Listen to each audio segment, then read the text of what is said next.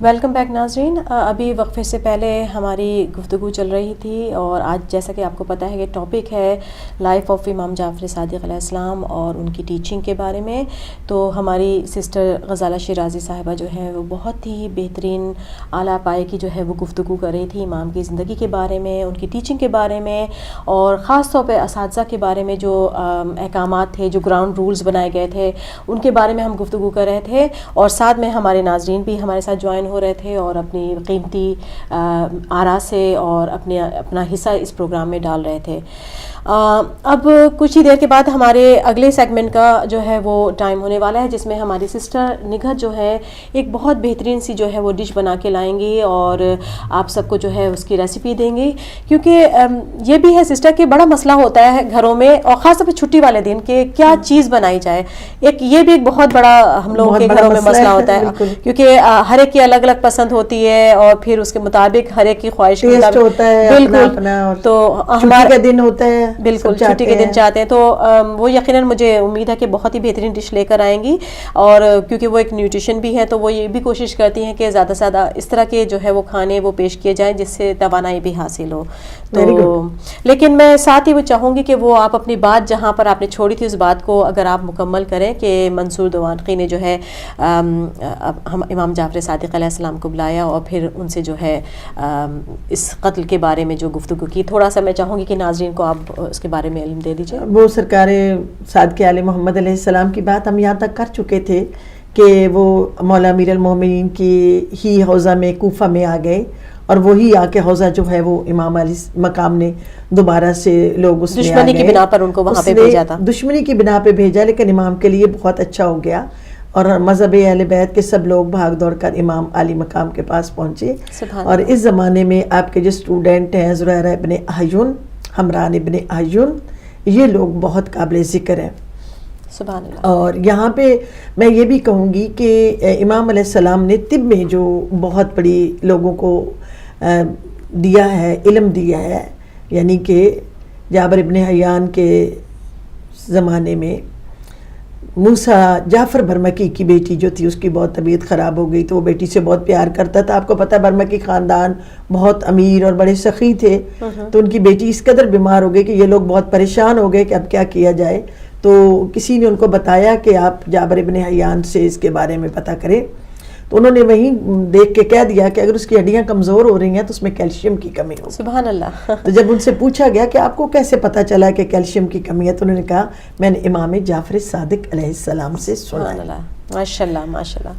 تو سسٹر بس اب ہم اپنے اگلے سیگمنٹ کی طرف چلتے ہیں کیونکہ دامن وقت میں بہت زیادہ گنجائش نہیں ہے, تو ہمیں ہر چیز کو جو ہے وہ کور کرنا ہے. دل تو نہیں چاہ رہا کہ یہاں پہ آپ کو روکیں, لیکن ناظرین اب ہم اپنے اگلے سیگمنٹ کی طرف بڑھتے ہیں جس میں ہماری سسٹر نگہت زیدی آپ سب کے لیے بڑی ہی بہترین سے کوئی ڈش بنا کے لائی ہیں. اور ہو سکتا ہے آج سنڈے کے دن اگر آپ کا ذہن ابھی تک اس چیز کے لیے ڈیسائیڈ نہ کر سکا ہو کہ ہم نے آج کیا بنانا ہے, تو یہ ڈش دیکھنے کے بعد جو ہے آپ ضرور بنانے کی کوشش کیجیے گا.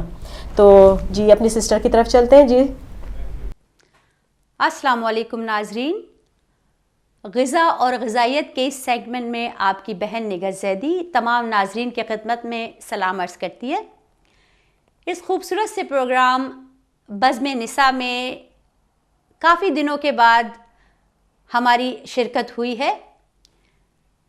میں ان تمام ناظرین کا سب سے پہلے تو شکریہ ادا کرنا چاہوں گی, تمام ہدایت کے ناظرین اور وہ مومن و مومنات جنہوں نے مجھے اپنی دعاؤں میں یاد رکھا.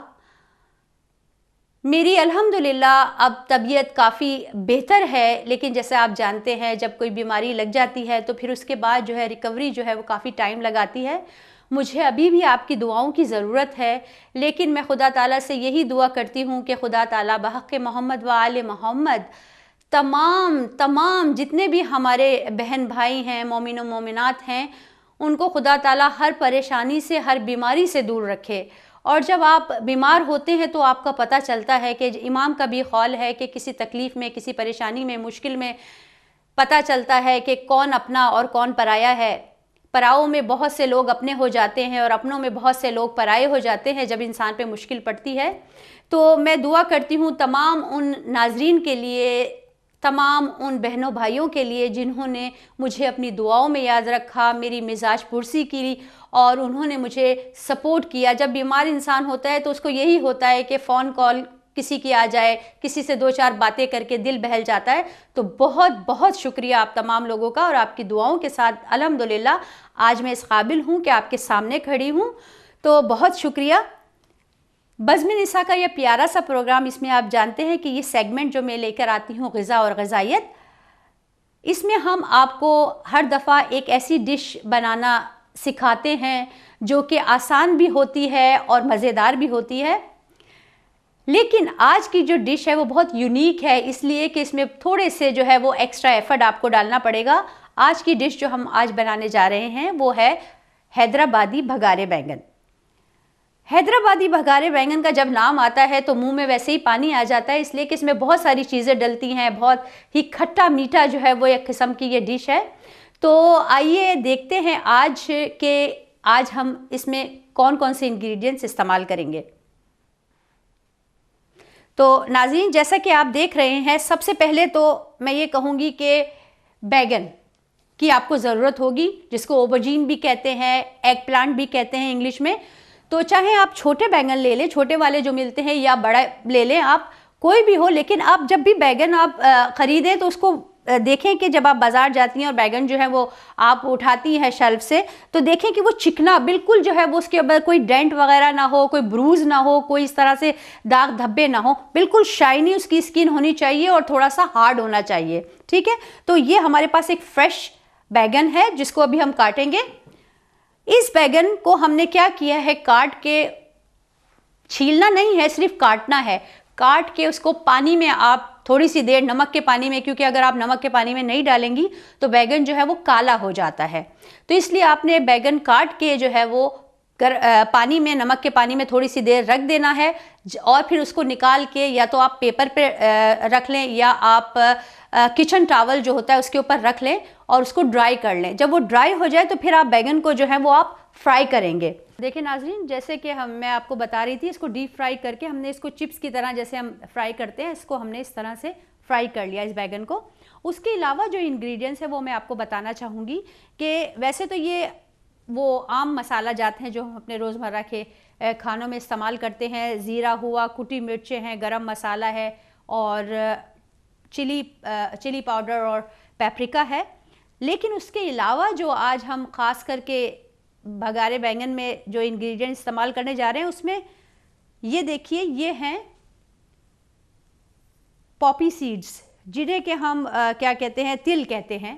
یہ جو تل ہیں آپ یہ دیکھ رہے ہوں گے ناظرین، یہ وائٹ تل ہیں، سفید تل، اور ان کو ہم نے ہلکا سا جو ہے وہ روسٹ کر لیا ہے، کہ ہم نے اس کو فرائی پین پہ ڈال کے اور اس کو ہلکا سا براؤن کر لیا ہے۔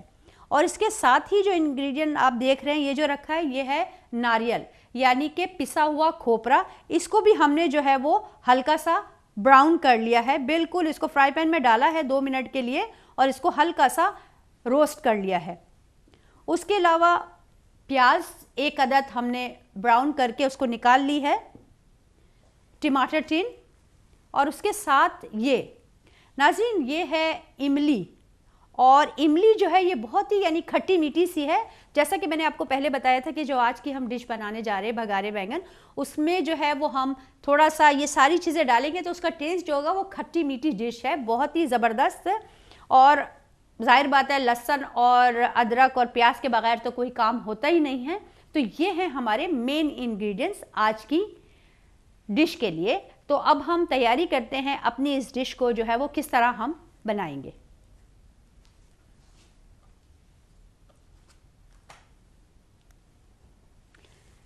یہ بیگن جیسے میں نے آپ کو کہا تھا، بلکہ اگر میں سامنے رکھوں تو آپ لوگوں کو زیادہ اچھے سے نظر آئے گا۔ سب سے پہلے تو ہم نے اس کو یہ الگ کر لیا۔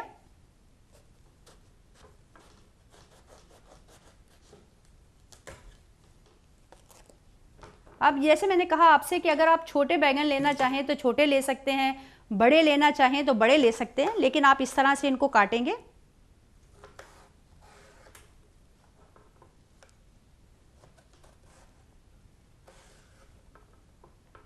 یہ دیکھیں ناظرین، ہم نے ان کو ایسا کاٹا اور اس کے بعد اس کو ہاف کر لیجئے. یہ دیکھیے بالکل یہ جو ہے وہ چپس کی طرح جو ہے وہ ہو جائیں گے. اگر چوڑا ہوا تو تھوڑا سا آپ پتلا اس کو کر لیجئے, اور یہ جو ہے آپ نے اس طرح سے ان کو کاٹنا ہے. اب یہ دیکھیں ناظرین, ہم نے اس کو بالکل جو ہے وہ چپس کی طرح کاٹ لیا ہے. اب آپ اس کو جو ہے وہ ڈیپ فرائی کر لیں گے. تو ڈیپ فرائی کا جو پروسیس ہے وہ میں آپ کو نہیں دکھاؤں گی, لیکن آپ کو پتہ ہے کہ آپ نے اس کو جو ہے وہ ہلکے سے نمک کے پانی میں دھونا ہے اور اس کے بعد اس کو ڈرائی کر لینا ہے. جیسے کچن ٹاول ہوتا ہے یا اس طرح سے اس کے اوپر ڈال کے آپ اس کو خشک کر لیں, اور خشک کر کے پھر آپ جو ہے اس کو فرائی کریں گے. اچھا, اب ہمارا فرائنگ پروسیس جو ہے وہ ہو چکا ہے اس طرح. اب ہم دکھائیں گے آپ کو یہ سارے انگریڈینٹس کس طرح ہم مکس کر کے ایک ڈش جو ہے وہ بناتے ہیں. تو ہم نے اپنا چولہے کو آن کیا,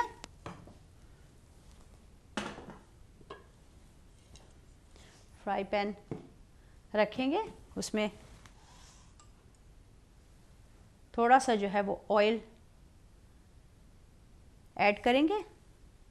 آئل ایڈ کرنے کے بعد ہم اس میں تھوڑی سی, بالکل زیادہ نہیں بلکہ بالکل تھوڑی سی پیاز جو ہے وہ ہم استعمال کریں گے, بالکل معمولی سی, کیونکہ آپ کو پتہ ہے کہ ہم نے آلریڈی جو ہے وہ پیاز کو فرائی کر لیا ہے جو اس میں ہم ایڈ کریں گے.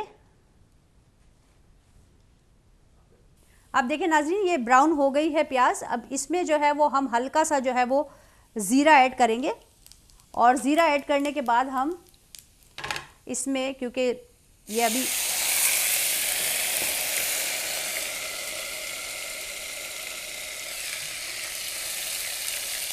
تاکہ چھینٹیں نہ اڑے, ہم نے اس کو جو ہے وہ لہسن اور ڈال دیا ہے. اس کے بعد ہم ایڈ کریں گے ٹماٹر,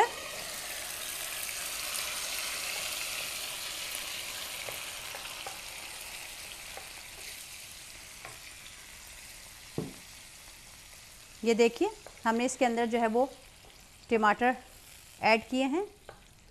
اب ٹماٹر جو ہے وہ تھوڑی سی دیر کے لیے, جب تک کہ ان کا پانی خشک ہو جائے گا, ہم اس کو تھوڑا سا جو ہے وہ پکاتے رہیں گے. اب جیسے ناظرین یہ دیکھ رہے ہیں کہ اس میں سے جو پانی ہے ٹماٹر کا وہ تقریباً خشک ہو چکا ہے. اب آپ اس میں جو ہے وہ ڈالیں گے یہ بیگن,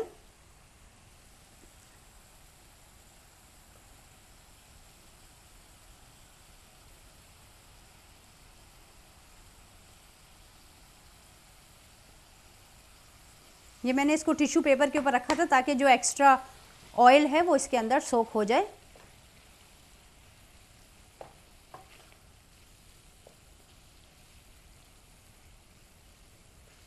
اب ہم اس میں جو ہے وہ ایڈ کریں گے ناریل,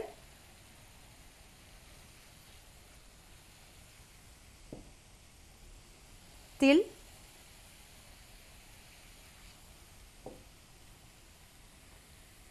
اور مسالہ جات, تھوڑا سا گرم مسالہ, کٹی ہوئی مرچیں. اگر آپ کر سکتے ہیں تو ایسا کریں کہ یہ کٹی ہوئی مرچیں جو ہیں پہلے ان کو ہلکا سا جو ہے آپ روسٹ کر سکتے ہیں, تو اس کا ٹیسٹ جو ہے وہ ڈیفرنٹ آئے گا. تو یہ آپ نے اس میں ڈالا, تھوڑے سا ایکسٹرا آپ نے اس میں مرچیں ڈال دی. اب جو ہے وہ ہم اس کو تھوڑی سی دیر کے لیے اسٹیر کریں گے. یعنی اس کے اندر یہ شوروا ٹائپ نہیں ہوتا کہ آپ بالکل ڈرائی یہ ڈش ہوتی ہے, اور اس کو پکنے میں بھی جب آپ نے ونس آپ نے سب چیزیں فرائی کر لی ہیں اس میں کوئی اتنا ٹائم نہیں لگے گا.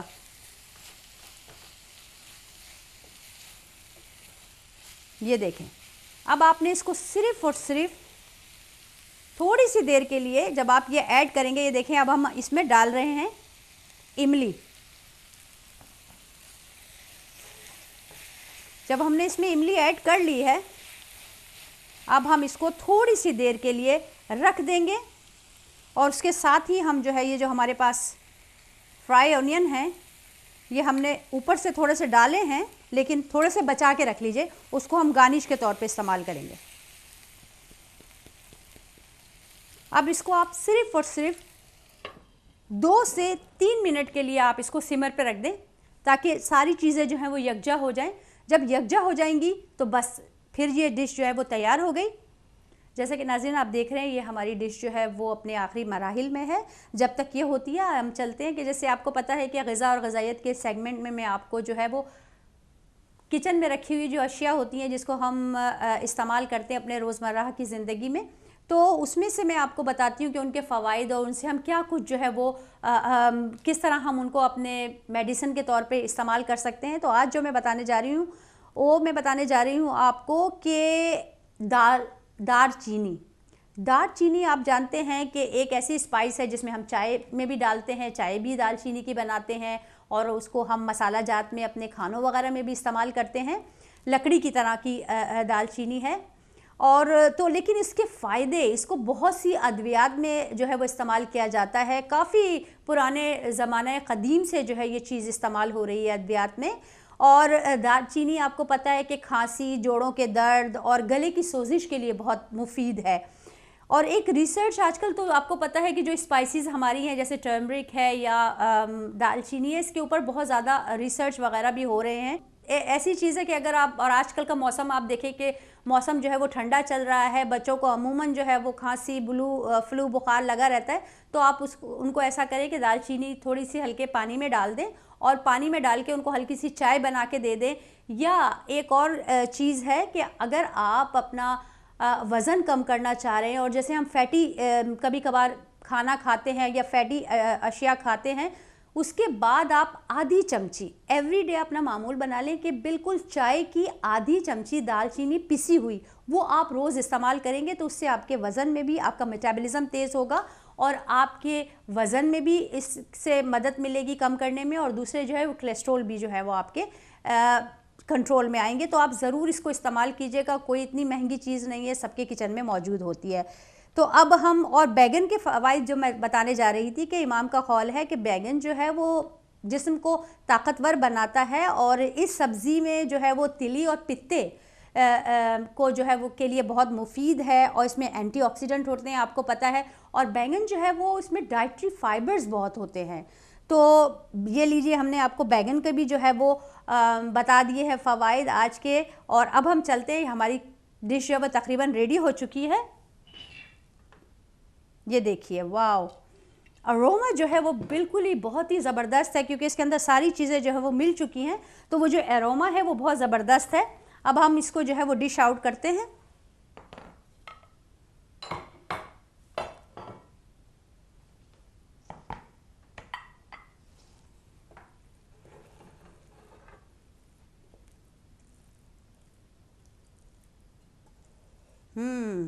تل کی، ناریل کی، ان سب چیزوں کی اسمیل جو ہے واو بہت ہی زبردست ہے.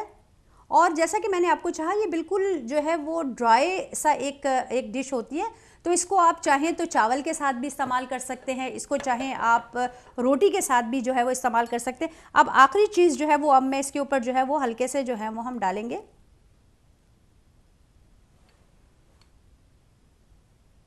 آنین، فرائیڈ آنین. اور اگر آپ چاہیں تو آپ مزید جو ہے وہ تھوڑا سا جو ہے وہ 1 چمچہ لے کے اس کے اوپر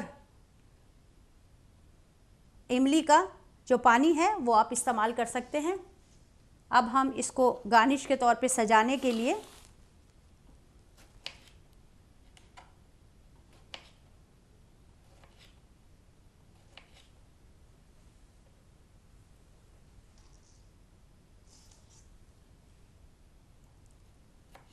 ٹماٹر ایسے سجا دیں گے. تو یہ جی ڈش جو ہے وہ آپ کی بھگارے بینگن آج ریڈی ہو گئی ہے. امید کرتے ہیں کہ آپ کو آج کی ہماری ڈش پسند آئی ہوگی. ضرور ٹرائی کیجئے گا آپ، اور جب بھی آپ ٹرائی کریں کوئی بھی ہماری ریسیپی تو ہمیں صرف ایک کال کر کے یا ایک ای میل کر کے آپ ہمیں اپنی فیڈ بیک سے نواز سکتے ہیں، تاکہ پھر ہمیں انکریجمنٹ ملتی ہے کہ جو ہماری ریسیپیز ہیں لوگ ٹرائی کر رہے ہیں، ان کو پسند کریں، اور اس سے ہی جو ہے وہ ہم آگے بڑھیں گے. آخر میں جاتے جاتے میں یہی کہوں گی کہ بس میں نے جو کیا وہ برا کیا، میں نے خود کو خود ہی تباہ کیا. جو تجھے پسند ہو میرے رب، جو تجھے پسند ہو میرے رب، مجھے اس ادا کی تلاش ہے. اور اسی دعا کے ساتھ میں آپ تمام ناظرین سے اجازت چاہوں گی. انشاءاللہ اگلے ہفتے میں ایک اور نئی ریسیپی کے ساتھ آپ کی خدمت میں حاضر ہوں گی. جب تک مجھے اپنی دعاؤں میں یاد رکھیے گا. والسلام علیکم ورحمۃ اللہ وبرکاتہ.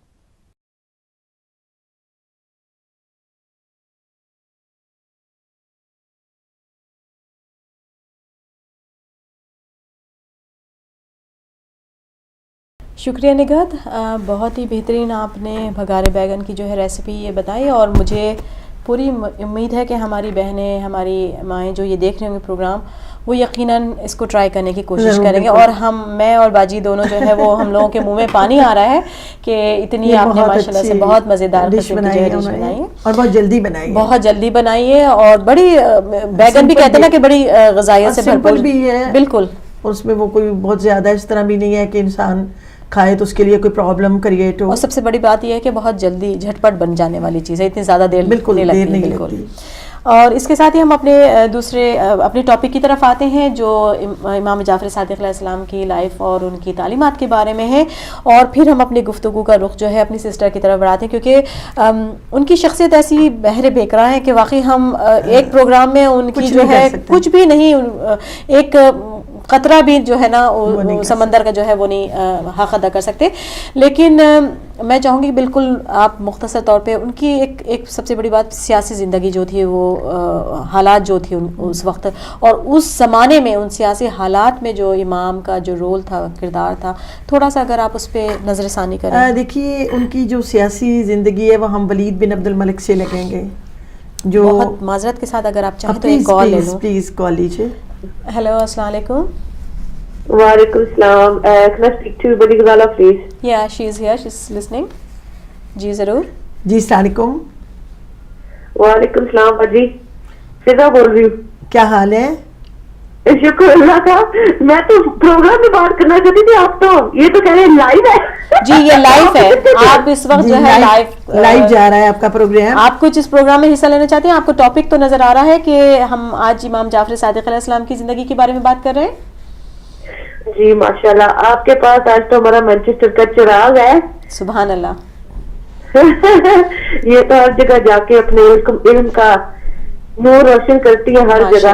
ماشاءاللہ. یہ تو آج تو ہمارا فخر ہے مانچسٹر کا. ماشاءاللہ. اور ہدایت میں اس وقت جو ہے وہ رونق افروز ہیں اور علم کی جو ہے وہ کرنیں بکھیر رہی ہیں. تو آپ کچھ اس پروگرام کے حوالے سے، اس ٹاپک کے حوالے سے کچھ بات کرنا چاہتی ہیں؟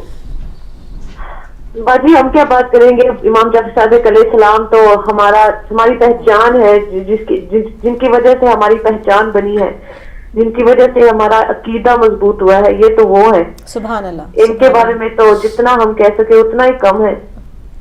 بے شک. لیکن امام جعفر صادق علیہ السلام کے لیے میں ایک منقبت پیش کرنا چاہوں گی. ضرور. اللہم صلی علی محمد وعلی محمد وعجل فرجہم. جی جی سسٹر. جب خدا کو پکارا. سسٹر میں آپ کو یہاں پہ روک رہی ہوں. ہم ترنم سے، ہم جو ہے ترنم سے آپ تحت اللفظ پڑھیں تو ہم جو ہے آپ کے ساتھ ہیں، کیونکہ یہ ترنم سے جو ہے اجازت نہیں ہے. اچھا جی کیوں نہیں، بے شک اس کی فضیلت تھوڑا کم ہوتی ہے. بسم اللہ الرحمن الرحیم. بلند تر صلوات. اللہم صلی علی محمد وعلی محمد وعجل فرجہم. جب خدا کو پکارا تو علی آ گئے. جب علی آ گئے زندگی آ گئی. واہ واہ واہ. زندگی بندگی روشنی آ گئی. واہ. روشنی آ گئی، آگہی آ گئی. سبحان اللہ.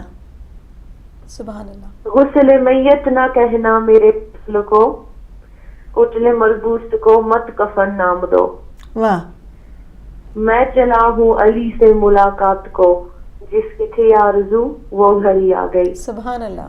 جب خدا کو پکارا علی آ گئے. جب علی آ گئے روشنی آ گئی. سبحان اللہ. زندگی بندگی روشنی آ گئی. روشنی آ گئی، آ گئی، آ گئی.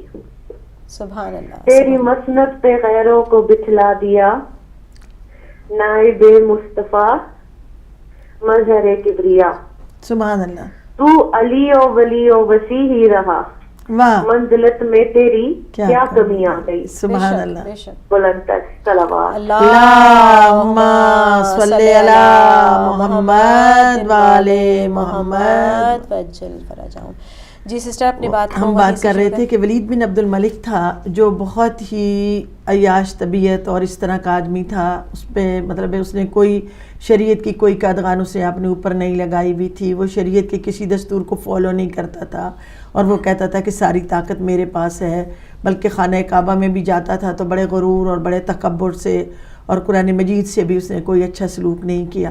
پھر ہشام بن عبد الملک ہے. ہشام بن عبد الملک ایسا آدمی تھا جو اپنے لوگوں کو پاس بٹھا کے پیغمبر کے بارے میں نازیبا باتیں سنا کرتا تھا. تو جب حضرت زید بن علی زین العابدین علیہ السلام کو پتہ چلا تو وہ خود چلے گئے ہشام کے پاس کہ میں جا کر دیکھتا ہوں کہ وہ کیا کر رہا ہے. تو جب وہاں گئے تو اس کے پاس ایک عیسائی شاعر بیٹھا ہوا تھا. تو وہ پیغمبر گرامی اسلام کے بارے میں غلط باتیں کر رہا تھا. تو حضرت زید نے اس کو ٹوکا کہ تو کیسا مسلمان ہے کہ پیغمبر گرامی اسلام کے بارے میں اس طرح کی باتیں سن رہا ہے. تو اس نے کہا کہ تو کون ہے؟ تو آپ نے بتایا کہ میں زید بن علی زین العابدین علیہ السلام ہوں. تو آگے سے تانا دینے لگا کہ تم تو ایک کنیز کے بیٹے ہو. تو آپ نے کہا اس میں کیا شرم کی بات ہے؟ اسماعیل بھی تو کنیز کا بیٹا تھا.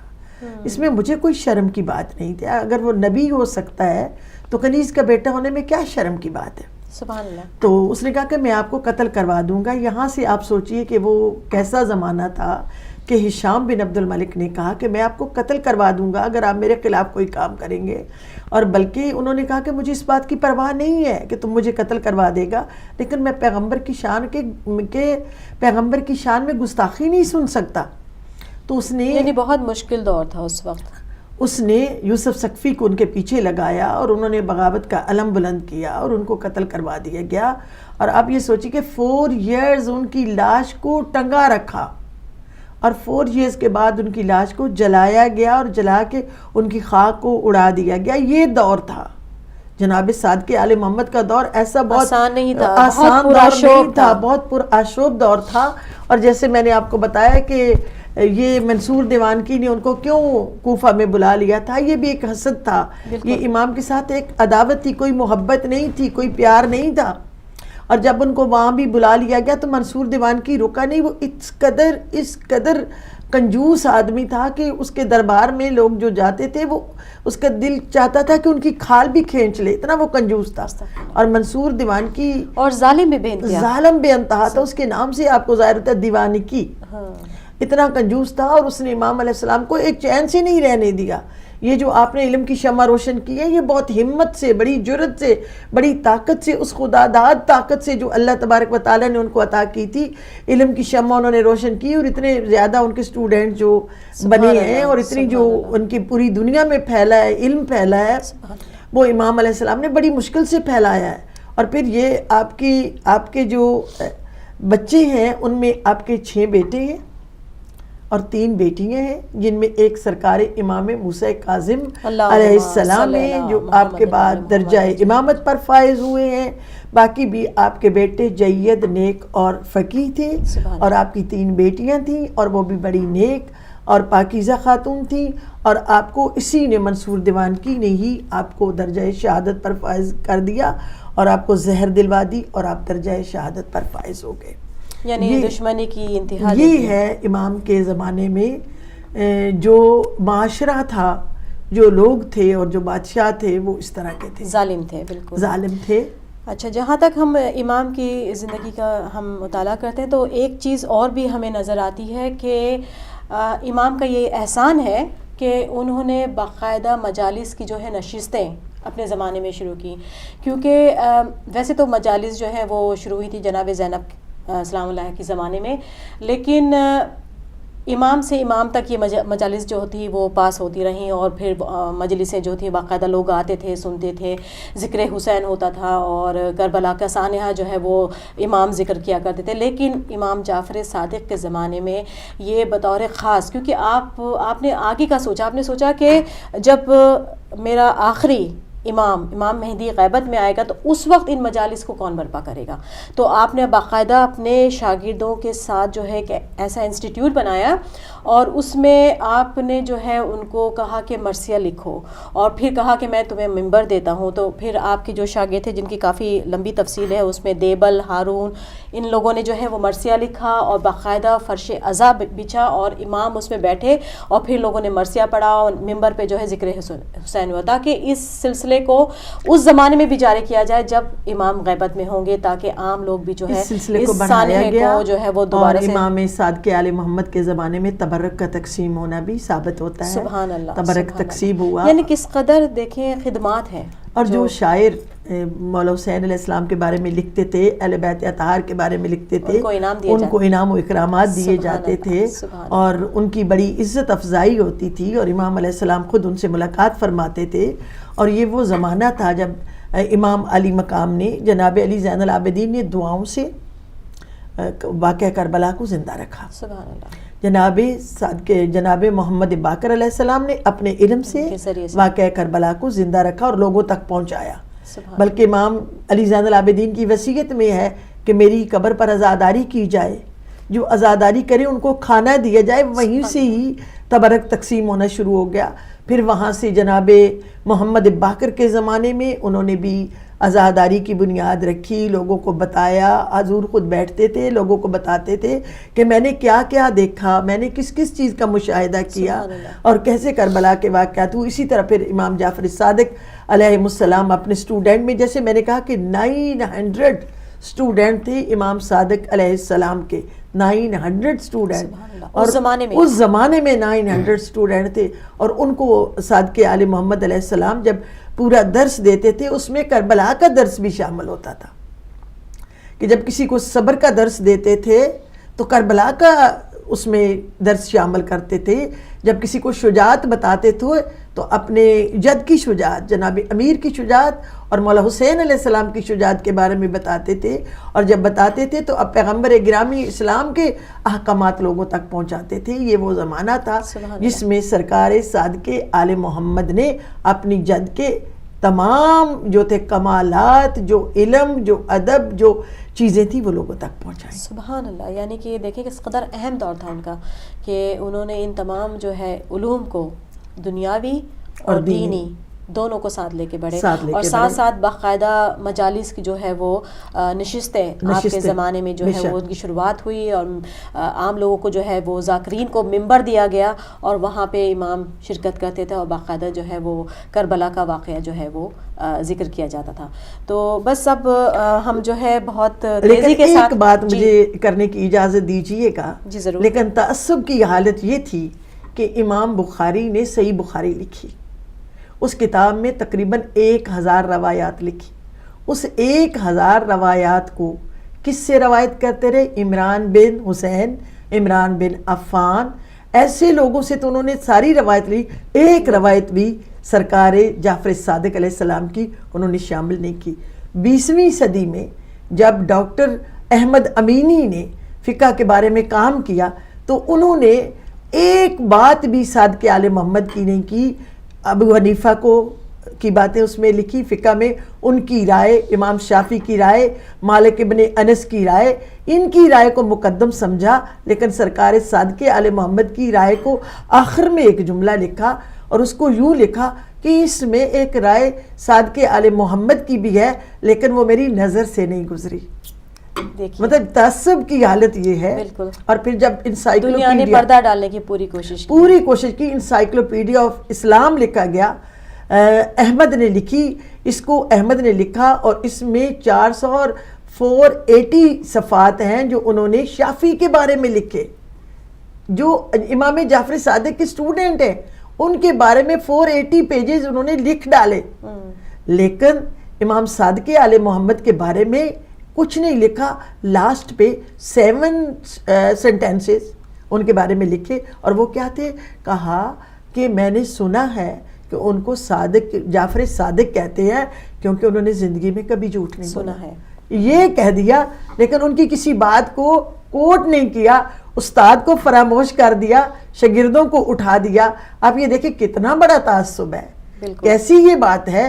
اور ہمیں چاہیے جو ہم فقہ جعفر صادق علیہ السلام کو مانتے ہیں، ہمیں چاہیے کہ ہم کام کریں صادق آل محمد کی تعلیمات کے بارے میں، ان کے بارے میں کام کریں، اور ہمیں ان کے بارے میں PhD کرنی چاہیے، آگے بڑھنا چاہیے. مجھے اپنی پوری قوم سے میں یہی میسج ہے. بالکل یہ میرا میسج ہے اپنی پوری قوم کو کہ آگے بڑھو، امام کے علم کو خود سمجھو، امام کا کام خود سمجھو اور لوگوں کے سامنے لے کر آؤ. شاگرد تو اتنے مشہور ہو گئے اور امام کا کام کسی نے رکا ہوا ہے، آگے نہیں بڑھایا، وہیں رکا ہوا ہے. بہت خوب، بہت شکریہ آپ کا، بہت. اور آپ کو ہم بہت ہی تہ دل سے آپ کے شکر گزار ہیں کہ آپ نے اتنی قیمتی اور اتنی بہترین معلومات جو ہے امام کے سلسلے میں، ان کی زندگی کے بارے میں اور ان کے علوم کے بارے میں ہماری جو ہے ناظرین تک پہنچائی. تو بہت شکریہ آپ کے آنے کا. اور ناظرین، اس کے ساتھ ہی آپ کو پتہ ہے کہ دامن وقت میں گنجائش نہیں ہے، ہم بڑی تیزی کے ساتھ اپنے اختتام کی طرف بڑھ رہے ہیں. لیکن آخر میں بس میں یہی کہنا چاہوں گی کہ امام نے اپنے میسیج کے ذریعے سے یہ بتا دیا. نہیں ناظرین، ساتھ میں یہ کہنا چاہوں گی کہ اب فون لائنز جو ہے وہ سلسلہ جو ہے ختم ہو گیا، کیونکہ اب ہمارا پروگرام اختتام کی طرف بڑھ رہا ہے. تو لیکن آپ کو جو ای میل ایڈریس وغیرہ بھی مل جائے گا، تو آپ اگر فیڈ بیک دینا چاہیں تو آپ ہمیں بھیج سکتے ہیں. لیکن جاتے جاتے میں بس یہی مولا کا پیغام آپ کے ساتھ جو ہے وہ شیئر کرنا چاہوں گی کہ مولا بس یہ چاہتے تھے، امام جعفر صادق نے ہمیں یہ تعلیم دی کہ اگر آخرت کی کامیابی چاہتے ہیں تو آپ علوم آل محمد پہ جو ہے عبور حاصل کیجئے، آپ جو ہے شریعت کو سمجھیے، آپ اس میں جس قدر آپ اپنے آپ کو غرق کریں گے اتنی ہی آپ کی آخرت جو ہے وہ سنورے گی. لیکن ساتھ ساتھ آپ نے یہ بھی بتایا کہ اگر دنیا میں کامیاب ہونا چاہتے ہو تو دنیا کے تمام علوم جو بھی ہے ان پہ بھی آپ جو ہے ماسٹر بننے کی کوشش کریں. اور یہی پیغام آیت اللہ سستانی نے بھی اپنے شیعوں کو دیا ہے کہ ہم چاہتے ہیں کہ ہمارے شیعہ جو ہے وہ دنیا کے تمام علوم میں ماسٹر ہوں. یعنی کہ انہوں نے اس کے لیے مثال اس طرح دی کہ اگر مانچسٹر میں ہارٹ کا سب سے بڑا اسپیشلسٹ ہے تو وہ اہل بیت کے گھرانے کا ایک نوکر ہونا چاہیے. اگر کسی فلسفے میں اگر وہ قانون دانی میں اگر وہ نمبر 1 پر ہے تو اس کا تعلق شیعہ گھرانے سے ہونا چاہیے. تو یہی پیغام ہمارے مولا نے بھی دیا، اور اسی پیغام کو جو ہے دوبارہ آیت اللہ سستانی نے بھی ذاکرین کے ذریعے اور اپنے شاگردوں کے ذریعے دنیا میں پھیلایا. تو آخر میں بس ہم یہی دعا گو ہیں کہ اللہ تعالی ہمیں جو ہے اہل بیت اطہار کی تعلیمات پر بصیرت کے ساتھ جو ہے عمل کرنے کی توفیق عطا فرمائے. ہم سرسری نظروں سے ان کی زندگی کا مطالعہ نہ کریں، بلکہ باقاعدہ اپنی زندگی میں وہ بدلاؤ لائیں ان تعلیمات کے ذریعے سے جو انہوں نے ہمیں بخشی.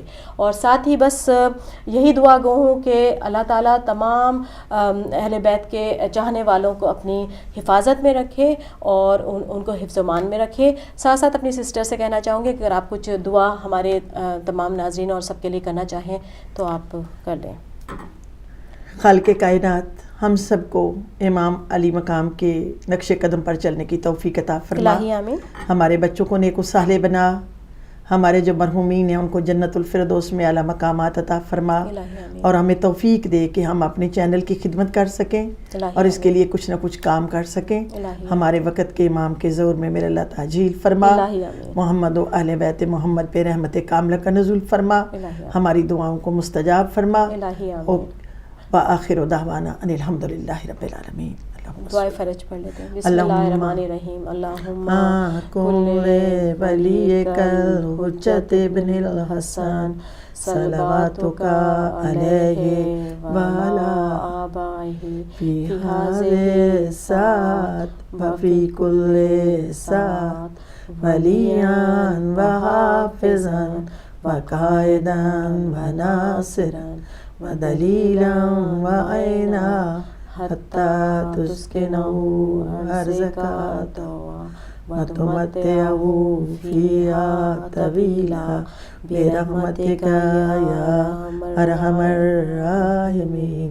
اللہم صلی علی محمد و محمد و اجل فرجہم اجمعین.